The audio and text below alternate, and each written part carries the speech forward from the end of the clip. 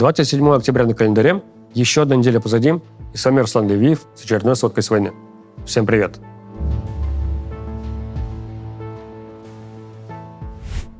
Наиболее ожесточенные бои сейчас происходят на Покровском направлении, за город Селидово. Своеобразный карман, который был здесь сформирован российскими войсками в последние несколько недель, начал быстро схлопываться.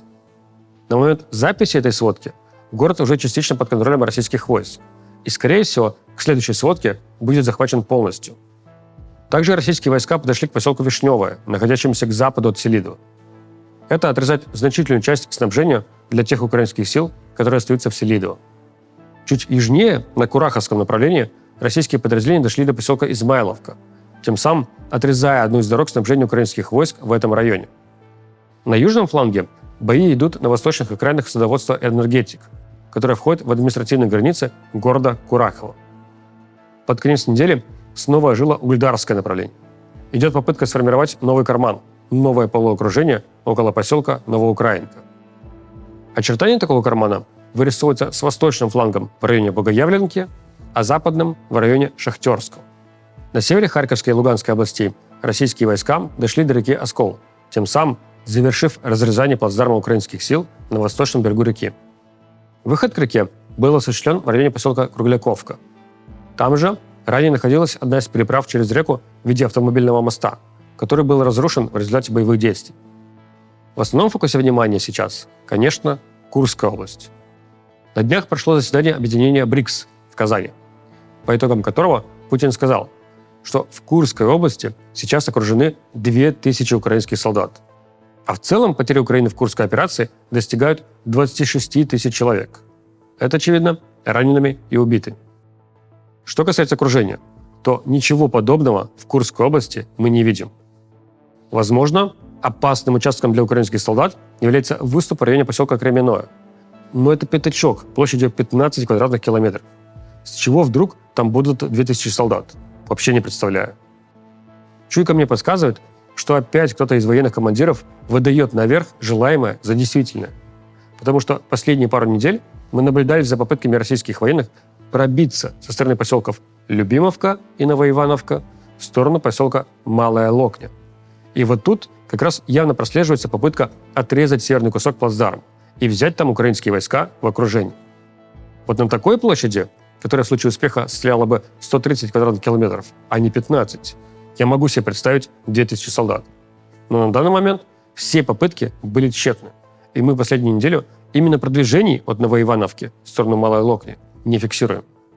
Что касается заявленной цифры потерь в 26 тысяч человек с украинской стороны, то тут опять просто цифры с потолка. Военные и чиновники даже не пытаются сделать их сколько-то правдоподобными.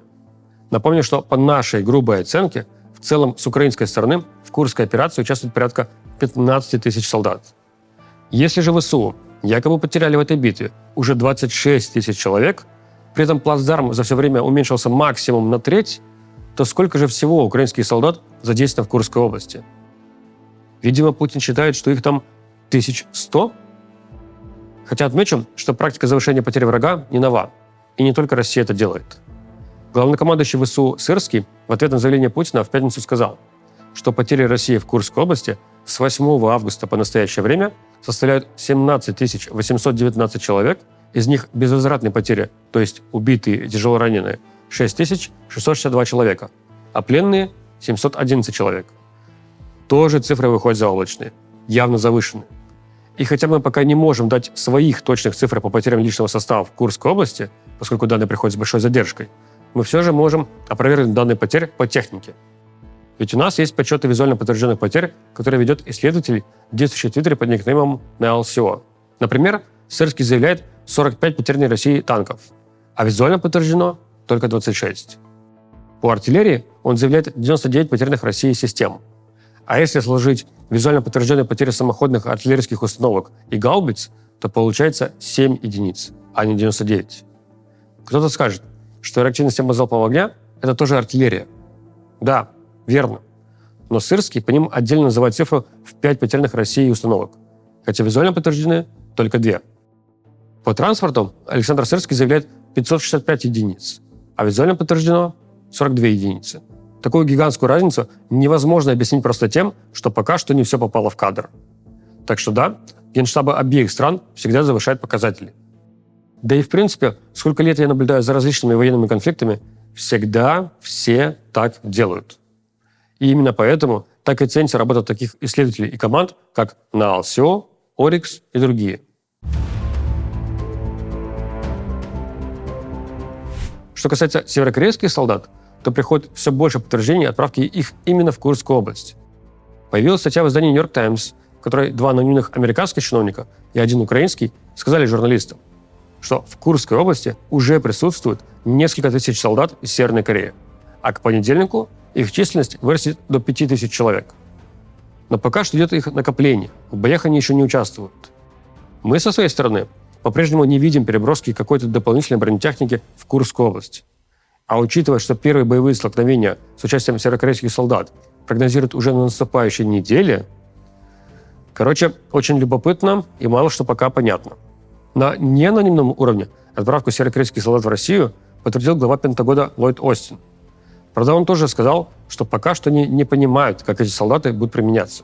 Спикер Совета нацбезопасности Джон Кирби официально подтвердил, что, по мнению США, северокорейские солдаты будут отправлены именно в Курскую область. Отдельно отмечу, что соглашение между Северной Кореей и Россией было подписано еще 19 июня, когда никакого Курского плацдарма еще и в помине не было. Если цель Северной Кореи – набраться опыта современной войны, то одной только Курской операции явно будет мало. Кореевед, преподаватель Сеульского университета Андрей Ланьков говорит, что отправка солдат в Россию противоречит изоляционистскому курсу КНДР, которого она придерживается последние годы.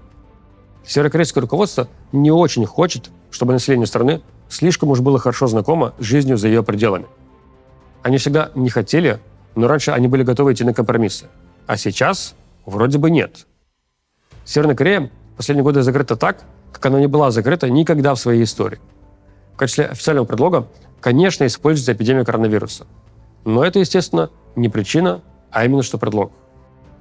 Меня отдельно еще интересует вопрос, как на все это будет смотреть население Курской области.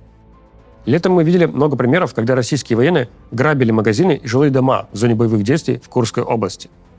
С начала российского контрнаступления мы наблюдали, как в результате боев уничтожаются жилые постройки. И вот, к слову, сейчас 155-й бригаде морской пехоты удалось закрепиться в поселках Любимовка и Ольговка. Но судя по тем кадрам, которые мы видим, там от поселков-то почти ничего не осталось. А теперь еще туда приедут северокорейские солдаты, которые тоже, вероятно, будут занимать уцелевшие дома. Не знаю, будут они заниматься мародерством или нет, но вот за реакцией общественности будет наблюдать очень любопытно. Что касается реакции Южной Кореи, то информагентство Рёнхаб пишет, что в Украину может быть направлена группа для наблюдения за тактикой и боевыми возможностями северокорейского спецназа.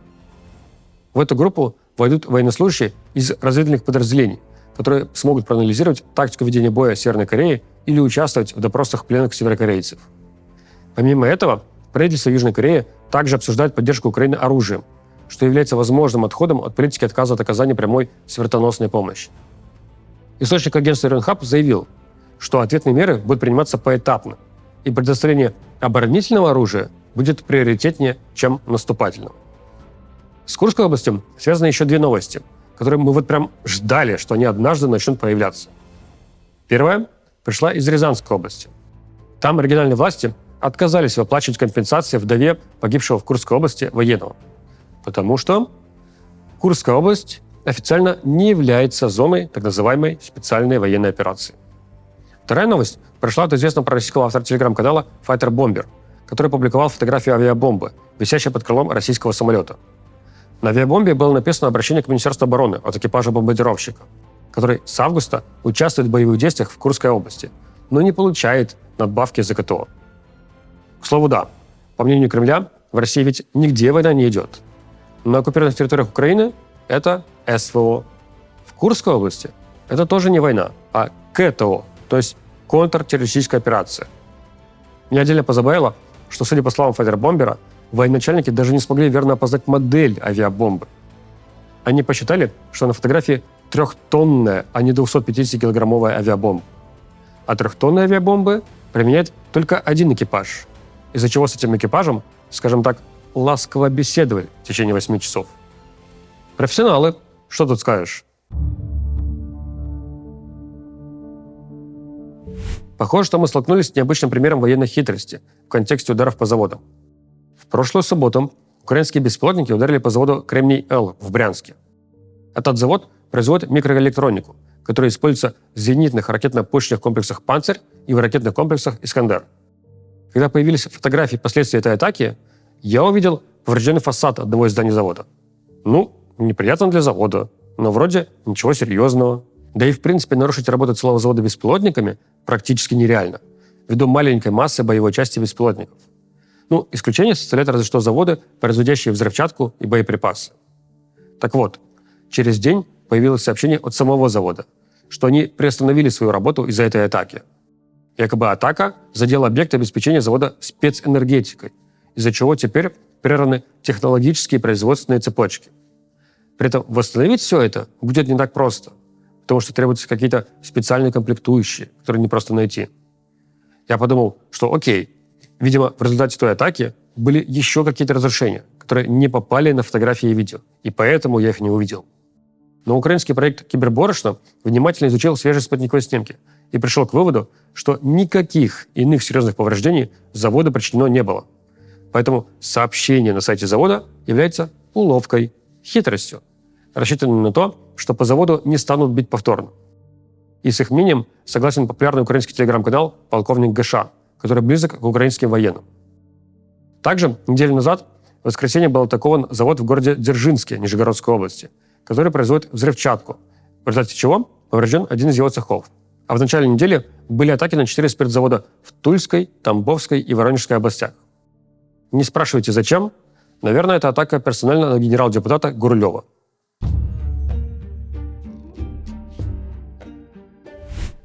Судя по всему, несмотря на все проблемы с Виктором Орбаном и неясной судьбой замороженных в Европе российских активов, все-таки удалось задействовать механизм макрофинансовой помощи Украине, в рамках которого Украине выделили кредиты на 50 миллиардов долларов.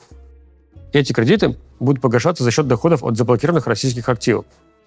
Выплаты этого кредита начнутся в декабре, и Украина сама сможет решать, как именно ей распоряжаться этими деньгами, какую именно технику закупать. Великобритания также в рамках этого механизма выделила Украине кредит на сумму почти в 3 миллиарда долларов, который пойдет на закупку средств противовоздушной обороны и артиллерийских систем. Также в Великобритании закончила базовую подготовку очередная группа украинских пилотов. Это те курсанты, которые обучаются с нуля, поэтому их обучение займет еще много времени. Вот сейчас они перейдут к обучению полетам на реактивных истребителях.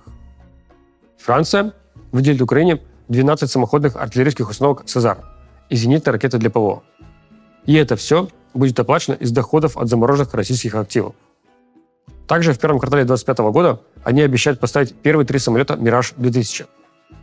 Соединенные Штаты предоставят кредит на 20 миллиардов долларов, также в рамках все того же механизма. Кроме того, в Киев с необъявленным визитом приехал глава Пентагона Ллойд Остин, который объявил о выделении очередного пакета военной помощи на 400 миллионов долларов. В этот пакет войдут бронетранспортеры М113, зенитные ракеты для ПВО, снаряды для артиллерии, в том числе реактивные снаряды для «Хаймарсов» и планирующие авиабомбы. Этот пакет идет по PDA, то есть в рамках президентских полномочий по выделению военной помощи, что позволяет выделять технику и боеприпасы напрямую из запасов американской армии. Также отмечим, что с конца лета такие пакеты помощи от Америки идут на сумму в среднем по 400 миллионов долларов, тогда как до этого обычная сумма пакета варьировалась в промежутке 150-200 миллионов долларов. И еще Владимир Зеленский заявил, что США выделили 800 миллионов долларов на производство беспилотников в Украине. Вот такие новости у нас были на этой неделе. А мы с вами встретимся через 7 дней и обсудим, что там делают северокорейские солдаты в Курской области. До встречи. Пока.